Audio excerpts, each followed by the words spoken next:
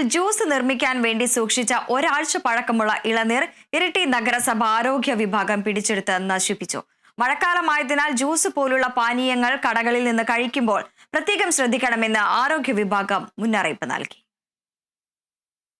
കണ്ണൂർ കീഴൂരിലെ 3 star food stationery and cool ബാറിൽ നടത്തിയ പരിശോധനയിലാണ് ഫ്രീസറിൽ നിന്ന് വലിയ ബക്കറ്റ് നിറയെ ജ്യൂസ് അടിക്കാൻ സൂക്ഷിച്ച ഇളനീർ ഇരിട്ടി നഗരസഭ ആരോഗ്യ വിഭാഗം പിടിച്ചെടുത്തത്. ഇതോടൊപ്പം പഴകിയ മാതള നാരങ്ങയും മുന്തിരിയും പിടിച്ചെടുത്തു. മഞ്ഞപ്പിത്തമടക്കം ജലജന്യ രോഗങ്ങൾ വ്യാപകമായ മഴക്കാലത്ത് ഇത്തരം സംഭവങ്ങൾ ഗൗരവത്തോടെയാണ് കാണുന്നതെന്ന് Iritty clean city manager KV Rajeevan പറഞ്ഞു. ഇളനീർ ജ്യൂസ് ഉണ്ടാക്കാൻ വേണ്ടി ഫ്രീസറിൽ സൂക്ഷിച്ച ഇളനീരിൻ്റെ പീസാണ് ഇപ്പോൾ പിടിച്ചിരിക്കുന്നത്. ഒന്നാമത് മഴക്കാലം, തണുത്തത് ഒരു കാരണവശാലും നമ്മൾ കഴിക്കാൻ പാടില്ല. അപ്പോൾ ആ സമയത്താണ് ഫ്രീസറിൽ സൂക്ഷിച്ച് ആളുകൾക്ക് തണുപ്പുള്ളത് കൊടുക്കുന്നത്.